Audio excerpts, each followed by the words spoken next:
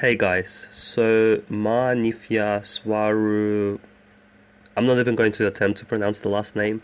If you had to deliver anything to India, you'd know it's like a paragraph for the bloody address. Everyone's got the longest names of it, so that's got nothing to do with this cult of Nithyananda. Like they all have extremely long, really hard to pronounce names. But this girl, she put out a video and it's completely disconnected from reality. Like it's a video about cult leaders, and I think in the same breath she kind of says that, she describes a cult leader who's wants his followers or their followers to think that they are somebody special above everybody else. And then in the same breath she talks about her guru who's an avatar and this reincarnation of God. And she can't connect the two. I don't know. Anyway, I'll play the video and we can discuss it. Now, the jury is still out on this girl. I've said before, like I don't know if she's in a scam. Probably mostly because she's pretty cute. So kudos for Nithyananda if he's hitting that. I don't want to be a player hater or anything. So I almost hope that she's in on a scam, and she's just a scum like everybody else, all the other people. Because otherwise, I kind of feel bad for her because she's surrounded by all these two-faced people, who are hugging her, who pretend to be her friend, but really must have the utmost disdain for her. They probably tricked her out of every single cent. I doubt she has any money left. So she's totally reliant on the cult that she's in. And now she's just being used as a tool, as you'll see at the end of the video, to get people to come in to do this like inner awakening thing, which is where the scam really comes in. So let's play the video and we'll discuss it. So.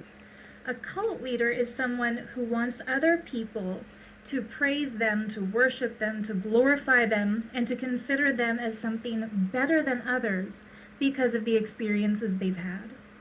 Maybe if they've had experiences at all. So, again, Nithyananda has cardboard cutouts of himself that he gets other people to worship. I've got plenty of photos of this. Like, and he sits on a massive golden throne with all this golden stuff and I think there was a video of him being carried around by other people during the festival or something. Again, a total disconnect from reality here, This is not someone who's humble at all. Anyone that puts a cardboard cutout of themselves to worship, it's not someone who's humble. It's definitely, and someone who calls himself a god is definitely someone that wants to put themselves above everybody else. This is exactly your definition of your teacher, but you can't see that. So someone who sets themselves up as a spiritual guide or as a spiritual teacher falls into one of these two categories. Either they want other people to gain from their experience and to share a certain trait in common, so they start sharing what they've realized, or they feel such a huge starvation for attention, they want to gain money, maybe they want to gain power, so they start marginalizing other people by first enticing them with maybe some cool stories about themselves, maybe some interesting, almost science fiction fantasies about future possibilities. Then they set it up so that they make it seem as if they have all the answers and nobody else does. Again, total disconnect from reality. If you look at Nithyananda's videos, that's pretty much all he talks about. It's pretty much him having all these wonderful stories of himself and promising all these supernatural powers to other people. But I've shown in my videos to be totally fake. And as she's describing it, she can't even put the two and two together. Like, it makes me think that she might be in on a scam. Because this shows either a total disconnect from the reality, from what's coming out of her mouth, or it's a strategic ploy to say, like, look, this is what a cult leader is, to try to disconnect your group from the truth by saying the truth itself.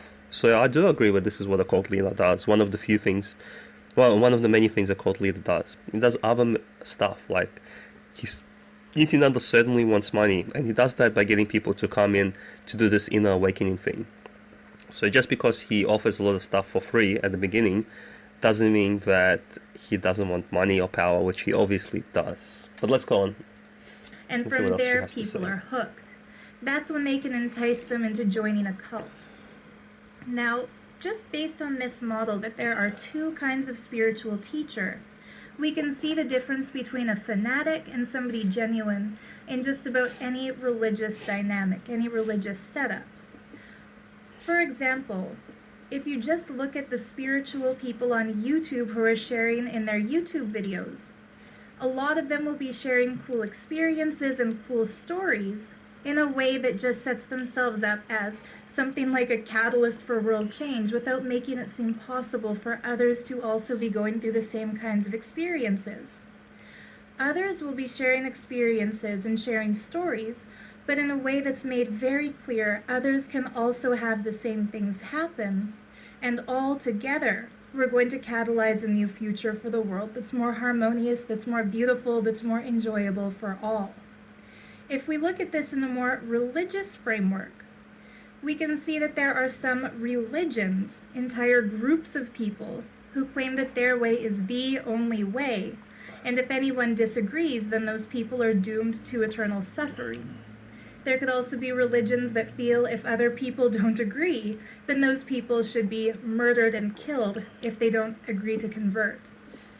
Other religions, what we could call the consciousness-based religions, the religions that are more about individual transformation, meditation, realizing a higher state of consciousness, have the understanding that even if someone now is plagued with confusion and a lack of true understanding, if they're blinded, if they feel like their way is the only way and they're unable to see anything else, that in time, even the soul expressing through that individual is going to evolve.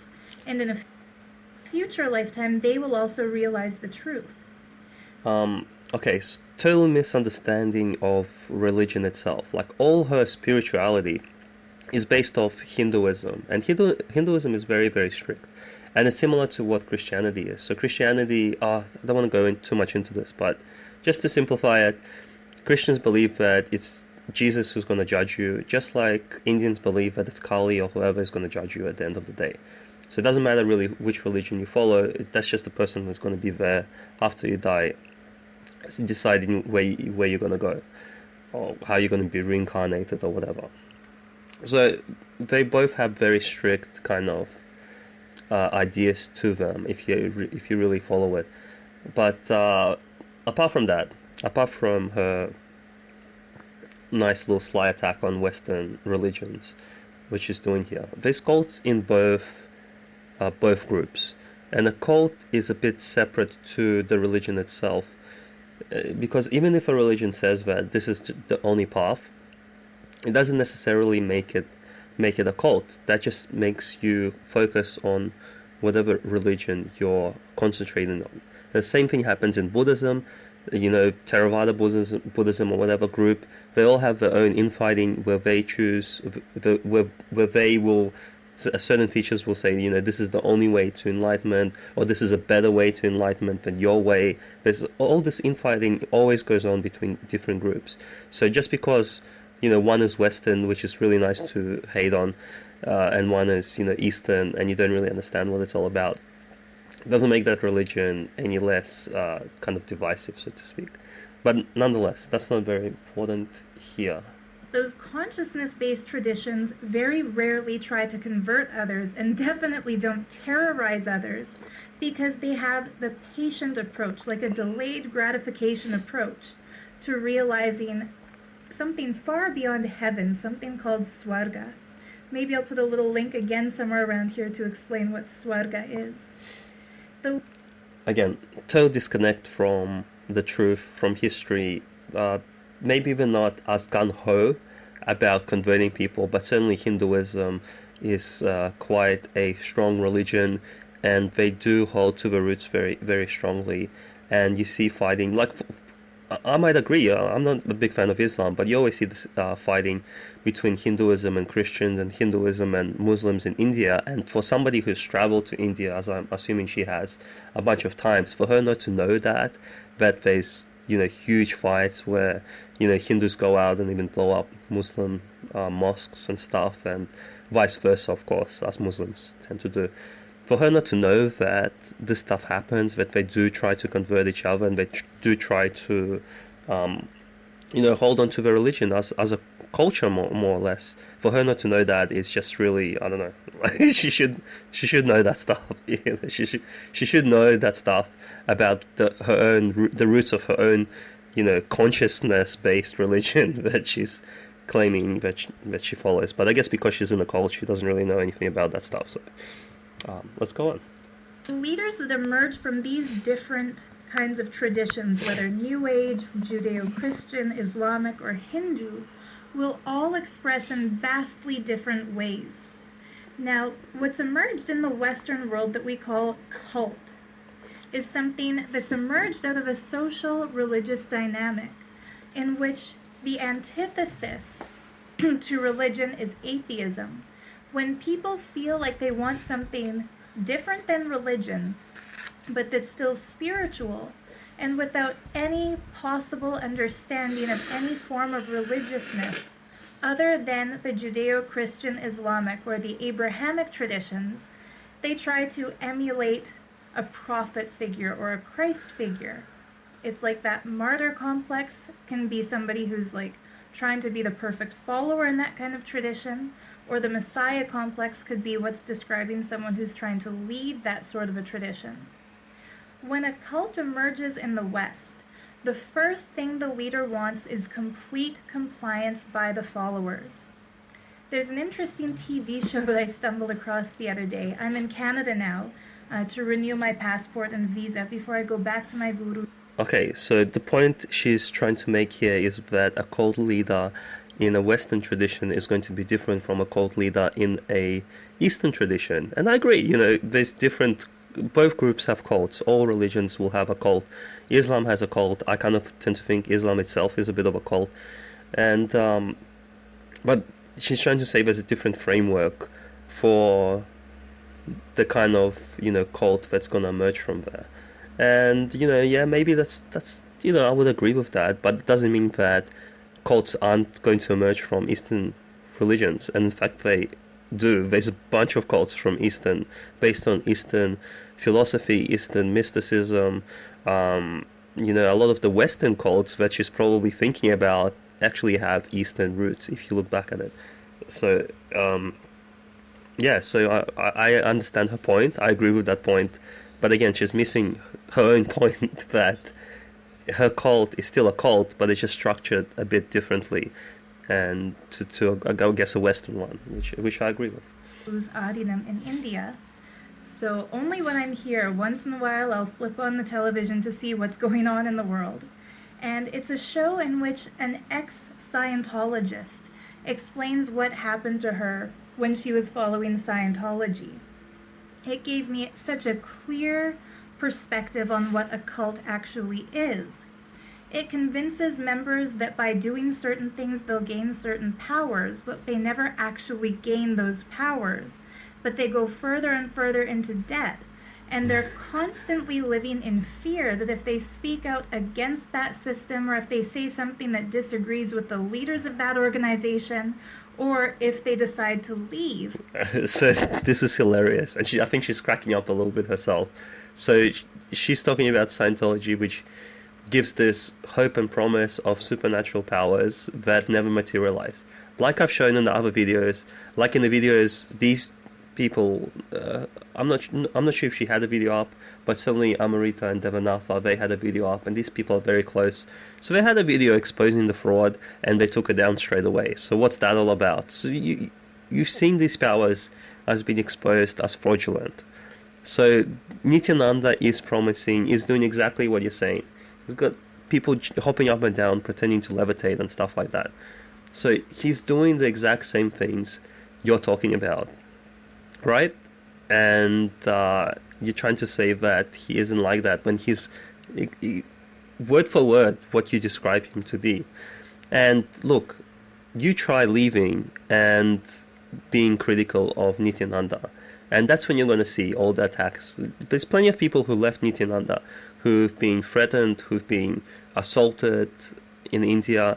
And in India, people just disappear, when you go against somebody who's powerful and has got lots of money. I mean, it doesn't take a lot of money. I could probably go to India and create my own little group just with my yearly wage, because of how poor a lot of areas of India are. So it won't take much to get a group of people willing to do almost anything for you, just because you have cash, regardless of how you get that, especially if you're getting it from Westerners.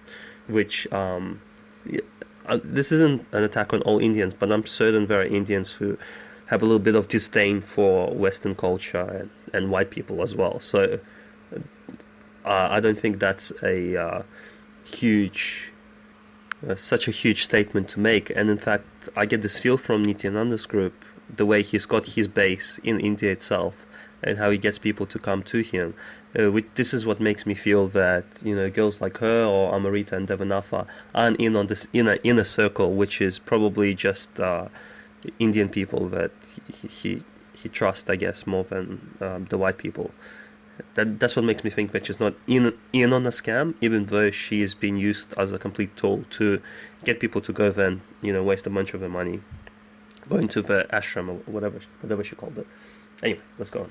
They will be completely cut off from all their friends and all their family who are following that system. That fear tactic is something that we hear repeated by so many different cult leaders. Whether it's Charles Manson, whether it's somebody who incites a mass suicide among their cult followers like the Hale. Alright, so I think I'll leave it at that. Like, the video is quite long, I don't want to get too much into it. I might just play the end where she actually tries to sell the ashram for people to go to.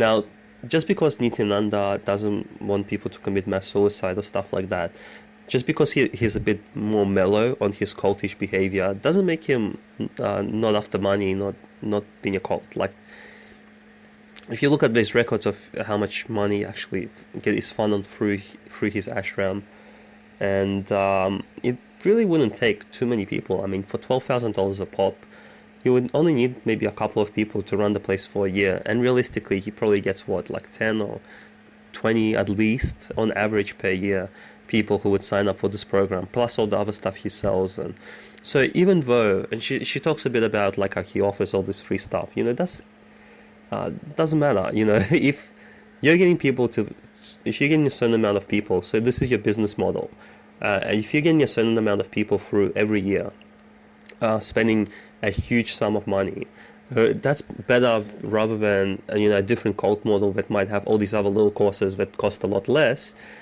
He might just make as much money as that. Like, it's just a different model of cult, so to speak. And you'll hear her sell it. Actually, let's listen to her sell it.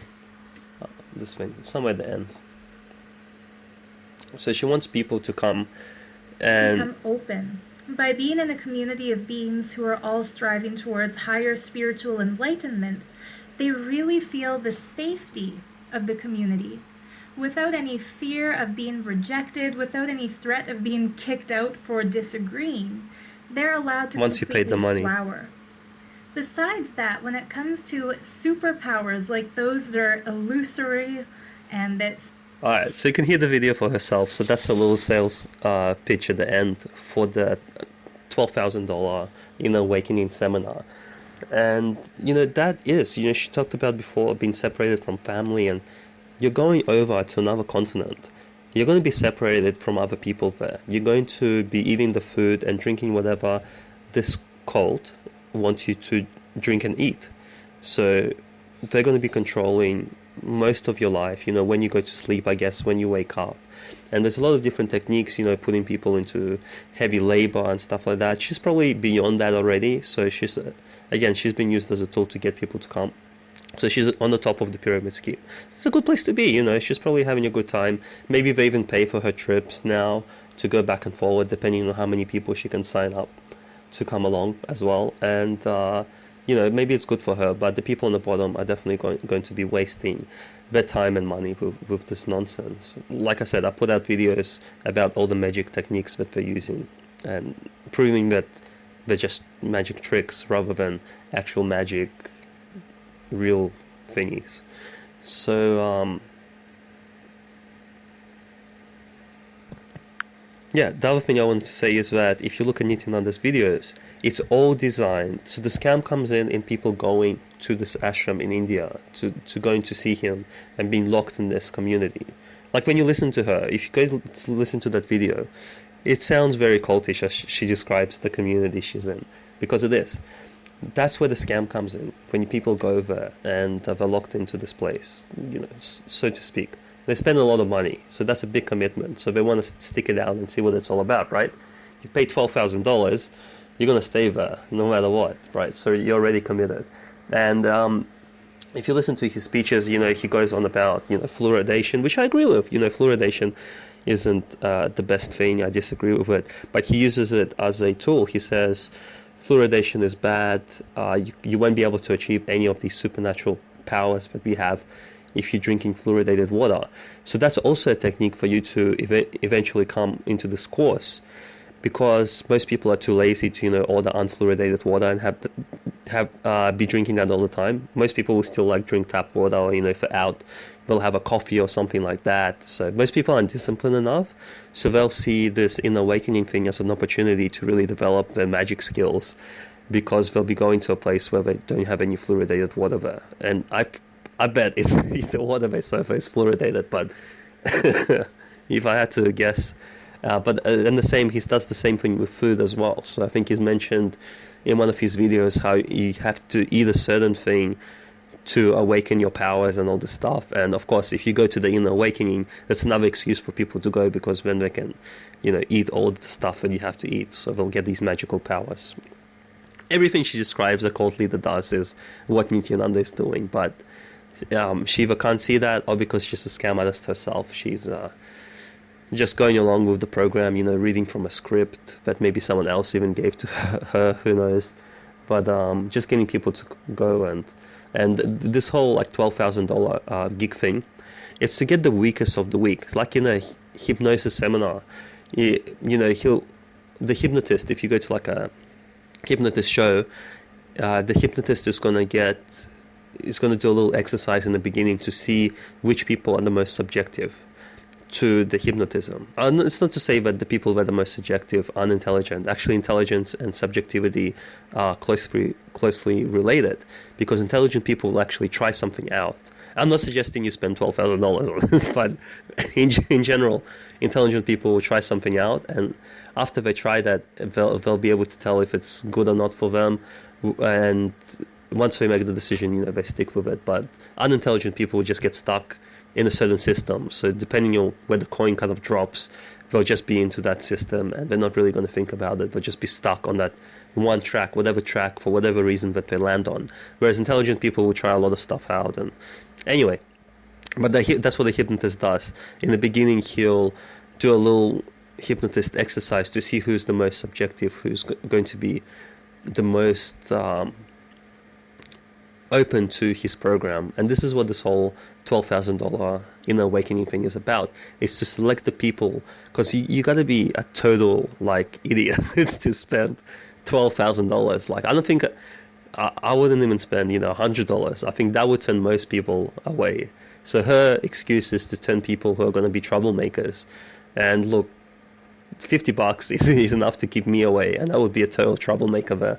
But $12,000, there has to be something wrong with you to spend that amount of money, or you just have to be in a really bad space in your life to spend that much money on this retreat. And that's exactly the kind of people he wants. That's exactly the kind of people that are going to be, very susceptible to being surrounded by, we call this love bombing in cults. So when you go there, you heard in my other videos how they all clap and cheer, and when this trick is performed, and they'll just go and they'll do the same thing, and they'll put a blindfold on you, and they'll get you to read something out, and as you're reading that out, they might draw it themselves to make it look like your third eye skills has really been developed, and you're really having, they'll put a little crystal on top of you while you're sleeping or something like that. They got their ways probably. Once you're there in this fake environment, this scam environment, it's the worst thing you can do, to go into this environment where there's a bunch of scam artists that can control everything. So, and they'll make you feel like you're developing all these powers. So when you go home, then you suddenly lose all these powers. So you feel like you have to go back there all the time, and you're stuck. Even though it's not as hardcore, I guess, as some cults, as the point she's trying to make, it's still a cult. It's more of a scam cult. So look, that's not too bad, if you just, I guess it's not so bad if you're just losing your money and time, and maybe you're opening your legs for a bunch of not so great looking Indian guys. And again, don't want to sound like jealous or anything. Kudos to these guys for, hooking up with these all these cute girls. I guess I am a bit jealous, but yeah. So I guess that's not as bad as some of these suicide cults or some of these cults that get you to get your whole family to come and join and literally give up every single cent that you have. I'm sure this girl has, emptied out her bank account as well, following Nithyananda, as have many people. But I guess relatively speaking, maybe Nithyananda isn't as bad as a cult leader, and okay, but everything points to him still being a cult leader, and exactly what she describes in this video. Alright, I'll leave it at that. So go watch her video, tell me what you think in the comments, and thanks guys, and all the best. Bye.